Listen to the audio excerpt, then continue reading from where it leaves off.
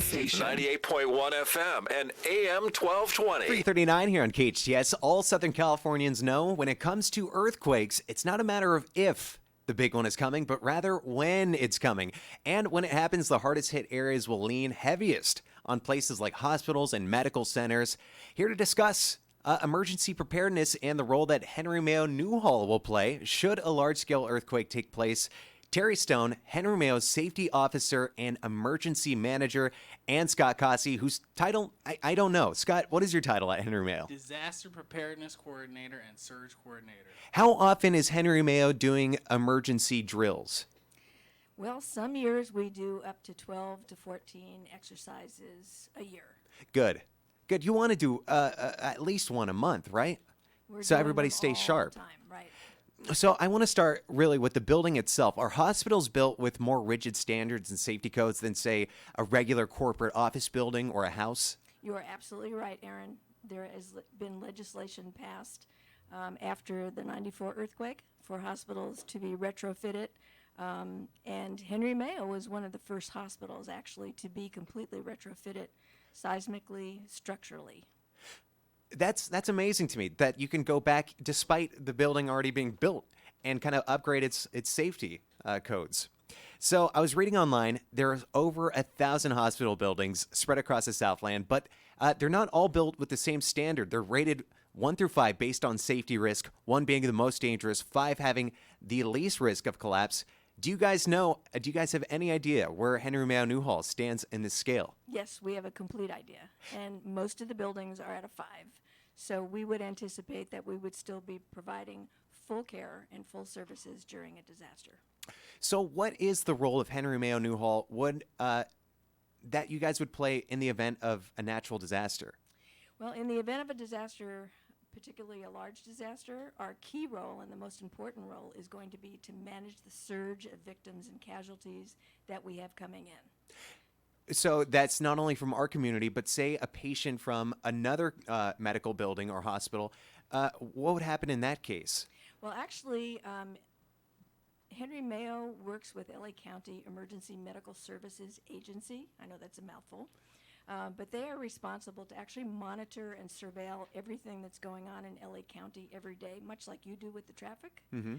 And when they become aware of an incident, let's say it's a large incident that has multiple victims, 20, 30, 40 upwards, what they will do is quickly identify through a system called HaveBed all the available beds in LA County, in every hospital. So do patients at Henry Mayo, is there a plan in place already prior to any event that could happen, basically letting them know where they would be transferred to? When it would happen, we would immediately do an assessment of our patients to find out who's ready to go home. Might be a little early, but they'd be better off going home than staying in the hospital. And what patients would need to be transferred out to another hospital. We anticipate keeping all the patients that we can because we know we're also going to be getting a surge, but discharging those patients that are able to make room for people coming in. What kind of resources do you guys have on hand? Well, I'd like to talk a little bit about our structure. Henry Mayo is a member of the LA County Disaster Resource Center, which was developed in 2004. And basically, the funding came from ASPR, which is the federal government, to all hospitals that were interested in participating in the grant. Our leadership at that time, that is very proactive for emergency preparedness, said, yes, absolutely, we will be a disaster resource center. What that entails is we are now one of 13 disaster resource centers in LA County. Being a disaster resource center means that, first of all, we get a larger share of grant funding, but we also have more responsibilities attached to that funding. Mm-hmm. So we do have a lot of supplies and equipment. We have received funding since 2004. So we have, I could give you an example, 2 rooms that are basically 15 by 30 on campus that are stocked from the floor to the ceiling with supplies. Nice. Including decontamination supplies, equipment for evacuation. Matter of fact, we just came from doing training today. As you know, we're opening a new tower. Are you guys? Yes. There's always construction happening at Henry Mayo. I swear. Like Henry Mayo, when I was growing up, it was, I mean, it wasn't small by any means, but it was certainly not the behemoth that it is today. Yes. We have a new tower, which is 5 floors, and we anticipate occupying it sometime in September. So Scott and I have been spending a lot of time teaching all the staff who are going to be occupying that building how to actually evacuate a patient with a stair chair and with an evacuation sled down the staircase. Right, because you're not going to have access to elevators in the event of a natural disaster. Right. But there is such thing as a stair chair. Right. Absolutely. We've Wow. been working with that the last month and a half, and it's funny to see the doubt on their face as they're standing at the edge of the stairwell. And then the confidence when they get to the bottom of it, because the device is fantastic and it really works. How many stair chairs are there? Just one? We have 2 stair chairs on each floor, plus a regular size med sled and a bariatric sled on each floor. We have Terry Stone in studio and Scott Cossey. They are from Henry Mayo. They are the go-to people. They're the safety officers, the emergency managers, the emergency coordinators. In the event that a natural disaster hits anywhere in the Southland, Henry Mayo Newhall is one of the 13 places in LA County that is best prepared and able to take on a lot of people, a lot of patients, not only in our community, but spread across the Southland. A lot of responsibility. You guys do training a ton of times a year. How many people, how many emergency preparedness coordinators are there in Henry Mayo? It can't just be you two, right? You're looking at the 2 of us, Really? yes. Wow, that's crazy. We don't tell this to too many people, but it's the best job in the world. Is it? We absolutely love it. We don't want that secret to get out because I don't want anyone to take my job from me. What makes it the best job in the world? Because we can do a lot of creative things. We can do them very quickly. I'll give you an example. A couple of years ago, myself and a fellow disaster planner at Little Company of Mary and Torrance developed a program called 15 to 50, which basically simply means that our hospital is ready to receive 50 patients or more within 15 minutes. So what that involves is training all the staff before that happens. So when they hear a code overhead that says code triage external, they automatically know what role they have and they start preparing.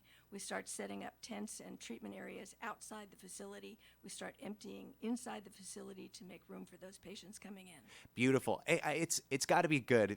Lean operation. Now that I think of it, 2 people, a lean operation. You guys are able to create and implement the strategies without really kind of not consulting people. Not saying that you guys are just running renegade.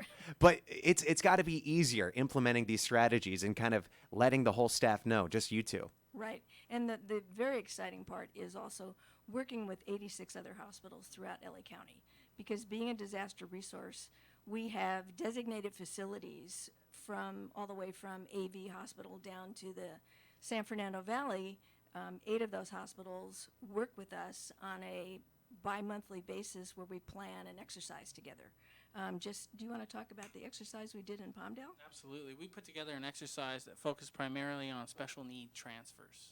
So when you're doing a regional decon exercise, it consists of decontaminating victims that could be covered with any number of products. Sure. Yeah. And so there's this doubt on everyone's face. And then when we put it together and they start doing the process, they start using the techniques that we innovated, and all of a sudden there's this tremendous confidence on their face.